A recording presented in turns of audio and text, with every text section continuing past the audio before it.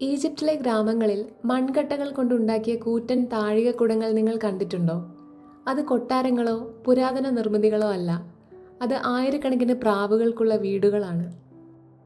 മണ്ണും പുല്ലും ഉപയോഗിച്ച് കൈകൊണ്ടാണ് ഈ ഗോപുരങ്ങൾ നിർമ്മിക്കുന്നത്. പ്രധാനമായും രണ്ട് ആവശ്യങ്ങൾക്കാണ് ഈജിപ്ഷ്യൻ കർഷകർ പ്രാവുകളെ വളർത്തുന്നത്.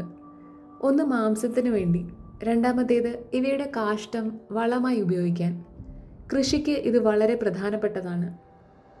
ഈ കൂടുകളുടെ രൂപകൽപ്പന വളരെ പ്രത്യേകതയുള്ളതാണ്. ഗോപുരത്തിൻ്റെ അകത്ത് പ്രാവുകൾക്ക് കൂടുണ്ടാക്കാൻ ധാരാളം ചെറിയ അറകളുണ്ട്.